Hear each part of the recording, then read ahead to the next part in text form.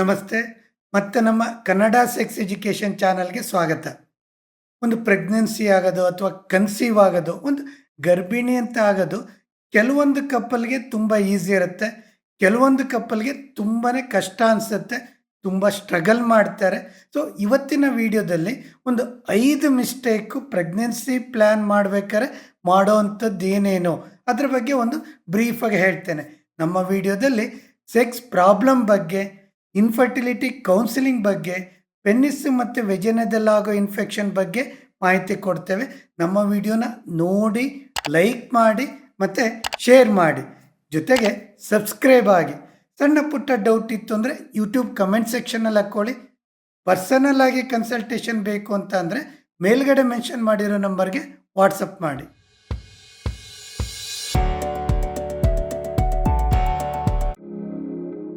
Usually marriage ಆದಮೇಲೆ ಒಂದು ಸೊಸೈಟಿಯಿಂದ ಅಥವಾ ಪೇರೆಂಟ್ಸಿಂದ, ಒಂದು ಫ್ರೆಂಡ್ಸಿಂದ ಪ್ರೆಷರ್ ಅಂತ ಇರುತ್ತೆ.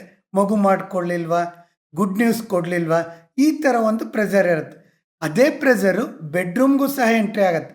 ಅದೇನು ಮಾಡುತ್ತೆ, ಹಸ್ಬೆಂಡ್ ಆ್ಯಂಡ್ ವೈಫಿಗೆ ಅರ್ಜೆನ್ಸಿ ಅಂತ ಶುರು ಆಗುತ್ತೆ. ಮಗು ಮಾಡ್ಕೊಂಬಿಡೋಣ, ಎಲ್ಲರೂ ಕೇಳ್ತಾ ಇದ್ದಾರೆ.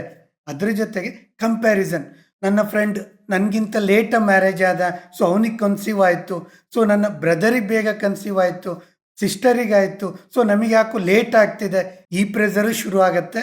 ಜೊತೆಗೆ ಪ್ರೆಗ್ನೆನ್ಸಿ ಅಂದರೆ ಸೊ ಅದು ವುಮನ್ ಪ್ರಾಬ್ಲಮ್. ಸೊ ಅವ್ರು ಟೆಸ್ಟ್ ಮಾಡಿಸ್ಕೋಬೇಕು, ಅವ್ರು ಟ್ರೀಟ್ಮೆಂಟ್ ಮಾಡ್ಕೋಬೇಕು. ಸೊ ಹಂಗಂತೇಳಿ ಎಷ್ಟೋ ಹಸ್ಬೆಂಡ್ ಇವನ್ ಸ್ಪರ್ಮ್ ಟೆಸ್ಟನ್ನು ಮಾಡಿಸ್ಕೊಳ್ಳಲ್ಲ. ಈ ಥರ ಮಿಸ್ಟೇಕ್ಗಳು ಎಷ್ಟೋ ಕಪಲ್ ಮಾಡ್ತಾ ಇರ್ತಾರೆ ಕಾಮನ್ ಆಗಿ. ಇದೆಲ್ಲದರ ಜೊತೆಗೆ ಕ್ಲಿನಿಕ್ಕಲ್ಲಿ ಒಂದು 5 ಕಾಮನ್ ಮಿಸ್ಟೇಕ್ಸು ಕಪಲ್ ಮಾಡೋವಂಥದ್ದು ಅಂತಂದರೆ, ಒಂದು ಫೋರ್ ಪ್ಲೇನ ಕಡಿಮೆ ಮಾಡೋವಂಥದ್ದು. ತುಂಬ ಕಪಲಲ್ಲಿ ಏನಾಗುತ್ತೆ, ಮೇಯ್ನ್ ಸೆಕ್ಸ್ ಅಂದರೆ ಇಂಟರ್ಕೋರ್ಸ್ ಮಾಡಬೇಕು, ಮುಗಿಸ್ಬೇಕು, ಈ ಅರ್ಜೆನ್ಸಿಲಿ ಇರ್ತಾರೆ. ಫೋರ್ ಪ್ಲೇನ ಕಡಿಮೆ ಮಾಡ್ತಾರೆ. ಯೂಶ್ವಲಿ ಸೆಕ್ಸನ್ನು ನಾವು 3 ಪಾರ್ಟ್ ಮಾಡ್ತೀವಿ. ಒಂದು ಫೋರ್ ಪ್ಲೇ, ಆಮೇಲೆ ಇಂಟರ್ಕೋರ್ಸ್ ಆದಮೇಲೆ ಒಂದು ಆಫ್ಟರ್ ಪ್ಲೇ ಅಂತ ಹೇಳ್ತೀವಿ. ಫೋರ್ ಪ್ಲೇ ಚೆನ್ನಾಗಿ ಮಾಡಿದಾಗ ಮಾತ್ರ ಒಂದು ವೆಜೇನ ವೆಟ್ ಆಗುತ್ತೆ, ಇಂಟರ್ಕೋರ್ಸು ಈಸಿ ಆಗುತ್ತೆ, ಜೊತೆಗೆ ಇಬ್ರಿಗೂ ಸ್ಯಾಟಿಸ್ಫ್ಯಾಕ್ಷನ್ ಆಗುತ್ತೆ. ಯಾವಾಗ ವೆಜೇನ ವೆಟ್ ಆಗುತ್ತೆ, ಯಾವುದೇ ಒಂದು ಗಾಯ ಆಗೋದಾಗಲಿ, ಇನ್ಫೆಕ್ಷನ್ ಆಗೋದಾಗಲಿ ಆಗಲ್ಲ. ಜೊತೆಗೆ ಸ್ಪರ್ಮ್ ಸ್ವಿಮ್ ಮಾಡಲಿಕ್ಕೆ, ವೆಜೇನದಿಂದ ಯುಟ್ರಸ್ಸಿಗೆ ಸ್ವಿಮ್ ಮಾಡಲಿಕ್ಕೆ ಈಸಿ ಆಗುತ್ತೆ. So foreplay before intercourse at least 10 to 15 minutes ಇದ್ದರೆ ಒಳ್ಳೆಯದು. ಸೆಕೆಂಡ್ ಮಿಸ್ಟೇಕ್ ಬಂದು, ಎಷ್ಟೋ ಜನ ಏನು ಮಾಡ್ತಾರೆ, ಇಂಟರ್ಕೋರ್ಸ್ಗಿಂತ ಮುಂಚೆ ಪೆನ್ನಿಸ್ಸಿಗೆ ಮತ್ತು ವೆಜೇನಾಗೆ ಒಂದು ಆಯಿಲ್ ಹಚ್ಕೊಳ್ಳೋದು, ಕೋಕೋನಟ್ ಆಯಿಲ್ ಹಚ್ಕೊಳ್ಳೋದು, ಅಥವಾ ಯಾವ್ದಾದ್ರು ಒಂದು ಕ್ರೀಮ್, ಮಾಯಿಶ್ಚರ್ ಕ್ರೀಮ್ ಹಚ್ಕೊಳ್ಳೋದು. ಸೊ ಇಂಟರ್ಕೋರ್ಸ್ ಈಸಿ ಆಗಲಿ, ಅಂದರೆ ಪೆನೆಟ್ರೇಷನ್ ಈಸಿ ಆಗಲಿ ಅನ್ನೋ ಉದ್ದೇಶದಿಂದ ಮಾಡ್ತಾರೆ. ಈ ಥರ ಕ್ರೀಮ್ ಅಥವಾ ಆಯಿಲ್ ಯೂಸ್ ಮಾಡೋದ್ರಿಂದ ಸ್ಪರ್ಮ್ ಮೂಮೆಂಟಿಗೆ ಮತ್ತು ಸ್ಪರ್ಮ್ ಲೈವ್ ಆಗಲಿಕ್ಕೆ, ಅಂದರೆ ಸ್ಪರ್ಮ್ ಜೀವಂತ ಇರಲಿಕ್ಕೂ ಕಷ್ಟ ಆಗುತ್ತೆ. ಇದು ಸಹ ಪ್ರೆಗ್ನೆನ್ಸಿ ಆಗದೆ ಇರೋದಕ್ಕೆ ಕಾರಣ ಆಗುತ್ತೆ. ಸೊ ಯಾವುದೇ ಒಂದು ಕೋಕೋನಟ್ ಆಯಿಲು ಅಥವಾ ಯಾವುದೇ ಕ್ರೀಮನ್ನು ಡ್ಯೂರಿಂಗ್ ದ ಇಂಟರ್ಕೋರ್ಸ್ ಪೆನೆಟ್ರೇಷನ್ ಮಾಡಬೇಕಾದ್ರೆ ಅಪ್ಲೈ ಮಾಡಬಾರ್ದು. ಅದಕ್ಕಿಂತ ಫೋರ್ ಪ್ಲೇ ಜಾಸ್ತಿ ಮಾಡಿದರೆ ಸಾಕು, ವೆಜೇನ ವೆಟ್ ಆಗುತ್ತೆ, ಇಂಟರ್ಕೋರ್ಸ್ ಈಸಿ ಆಗುತ್ತೆ. ಥರ್ಡ್ ಮಿಸ್ಟೇಕ್ ಬಂದು, ಸೆಕ್ಷುವಲ್ ಆ್ಯಕ್ಟಿವಿಟಿ ತುಂಬ ಕಡಿಮೆ ಮಾಡೋವಂಥದ್ದು. ತಿಂಗಳಲ್ಲಿ 1 ಅಥವಾ 2 ಟೈಮ್ ಡಾಕ್ಟ್ರ್ ಹತ್ರ ಹೋಗ್ತಾರೆ, ಇನ್ವೆಸ್ಟಿಗೇಷನ್ ಮಾಡಿಸ್ಕೊತಾರೆ, ಟ್ರೀಟ್ಮೆಂಟ್ ಶುರು ಮಾಡ್ತಾರೆ, ಬಟ್ ಸೆಕ್ಷುವಲ್ ಆ್ಯಕ್ಟಿವಿಟಿ ಮಾತ್ರ ಕಡಿಮೆ ಇರುತ್ತೆ. ಸೊ ಡಾಕ್ಟ್ರು ಯಾವುದೇ ಕಾರಣಕ್ಕೂ ಮ್ಯಾಜಿಕ್ ಮಾಡಲಿಕ್ಕೆ ಆಗಲ್ಲ. ಯಾಕಂದರೆ ಸೆಕ್ಷುವಲ್ ಆ್ಯಕ್ಟಿವಿಟಿ ಜಾಸ್ತಿ ಆದಷ್ಟು, ಅಟ್ಲೀಸ್ಟ್ ವೀಕ್ಲಿ 2 to 3 ಟೈಮ್ಸ್ ಇದ್ದಷ್ಟು ಸ್ಪರ್ಮ್ ಚೆನ್ನಾಗಿತ್ತು ಅಥವಾ ಎಗ್ ಚೆನ್ನಾಗಿತ್ತು ಅಂದರೆ ಕನ್ಸೀವ್ ಅಥವಾ ಪ್ರೆಗ್ನೆನ್ಸಿ ಆಗೋದು ಈಸಿ ಆಗುತ್ತೆ. ಅಂದರೆ ಸೆಕ್ಷುವಲ್ ಆ್ಯಕ್ಟಿವಿಟಿ ಜಾಸ್ತಿ ಇದ್ದಷ್ಟು ಒಳ್ಳೆಯದು. ಫೋರ್ತ್ ಕಾಮನ್ ಮಿಸ್ಟೇಕ್ ಅಂದರೆ, ಓವ್ಯುಲೇಷನ್ ಡೇಟಲ್ಲಿ ಒಂದು 15th ಅಂತ ಡಾಕ್ಟ್ರ್ ಏನಾದ್ರು ಒಂದು ಡೇಟ್ ಕೊಟ್ಟರೆ ಆ ಡೇಟಲ್ಲೇ ಇಂಟರ್ಕೋರ್ಸ್ ಮಾಡಬೇಕು ಅಂತೇಳಿ ಇಬ್ಬರು ಸ್ಟ್ರೆಸ್ಸಿಂದ ಟ್ರೈ ಮಾಡ್ತಾ ಇರ್ತಾರೆ. ಸೊ ಇದನ್ನು ಮಾಡಿ ಮುಗಿಸ್ಬೇಕು ಅಂತೇಳಿ ಆ ಟೈಮಲ್ಲಿ ಎರೆಕ್ಷನ್ ಪ್ರಾಪರಾಗಿರಲ್ಲ, ಎಜಾಕ್ಯುಲೇಷನ್ನು ಪ್ರಾಪರಾಗಿ ಆಗಲ್ಲ.